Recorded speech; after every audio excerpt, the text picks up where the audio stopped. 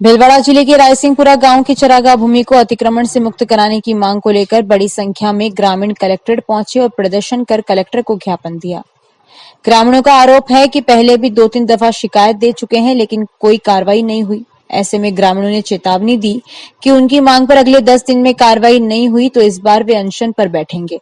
रायसिंहपुरा के ग्रामीणों ने कहा कि उनके गांव के मवेशियों के लिए करीब 50 बीघा चरागाह भूमि है, लेकिन बाहरी लोगों ने चरागाह भूमि पर अवैध तरीके से झोपड़ियां आदि बनाकर अतिक्रमण कर रखा है। ये अतिक्रमी मवेशियों को चरागाह में चढ़ने नहीं देते। ग्रामीणों का आरोप है कि रात्रि के वक्त उक्त बाहरी व्यक्ति जो कि अवैध गतिविधियों में लिप्त है और चोरी डकैती जैसी वारदातों को अंजाम देते हैं। गांव के किसी व्यक्ति के द्वारा उल्हाना देने पर ये आरोपित अवैध हथियार, बंदूक, पिस्तौलें, तलवार दिखाकर जान से मारने व काटने की धमकियां देते हैं। वे पूरे गांव में उत्पात मचा रखा है। इस अतिक्रमण को लेकर ग्रामीणों में रोष है।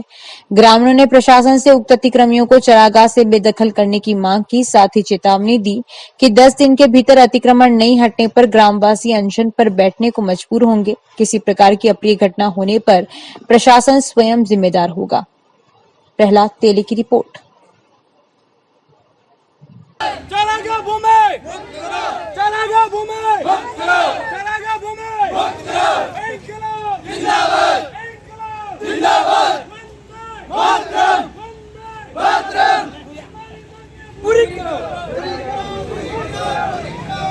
चरागाह भूमि, किसान एकता जिंदाबाद, किसान एकता जिंदाबाद, वंदे मातरम, वंदे। आज हम सभी रायसिंहपुरा ग्रामवासी सैकड़ों की तादाद में यहाँ उपस्थित हुए हैं। हम माननीय श्री कलेक्टर महोदय को ज्ञापन देने के लिए यहाँ उपस्थित हुए। हमारी चारागाह भूमि जो कि अप्रोक्स 50 बीघे के आसपास है, जिस पर बाहर से आए हुए अनैतिक अवैधानिक रूप से लोगों ने अतिक्रमण कर रखा है। हमारे गांव में लगभग 1000 से ज्यादा की आबादी जो पूर्णतः पशुपालन और खेती पर निर्भर करती है, लेकिन यहाँ इस चारागाह भूमि पर अतिक्रमण करने की वजह से हमारी चारागाह भूमि का मूल स्वरूप खंडित हो गया है और नष्ट हो गया है, जिससे हम सभी ग्रामवासी आहत है और हमारी आजीविका का मुख्य साधन प्रभावित है और हमारी गायें भूख से प्रताड़ित है। इससे पूर्व भी हम सभी ग्रामवासियों ने कलेक्टर महोदय को और उपखंड अधिकारी जी को ज्ञापन दिया था, लेकिन उचित रूप से कोई कार्यवाही नहीं हुई। इन लोगों के द्वारा ग्रामवासियों में आए दिन गांव में घुसकर डकैती और चोरी की घटनाएं की जाती है। जब ग्रामवासियों के द्वारा इनको समझाया जाता है तो इनके द्वारा धारदार हथियार से गांववासियों को डराया जाता है, जिससे गांव में भय का माहौल है। इस अन्याय, अत्याचार और क्रूरता के सामने सत्य, न्याय और धर्म का दीपक प्रज्वलित करने के लिए मैं माननीय श्री कलेक्टर महोदय को अनुरोध करता हूँ, मीडिया के माध्यम से शासन और प्रशासन को अनुरोध करते हैं कि इस मामले की गंभीरता को ध्यान में रखते हुए आवश्यक रूप से उचित रूप से कार्रवाई कर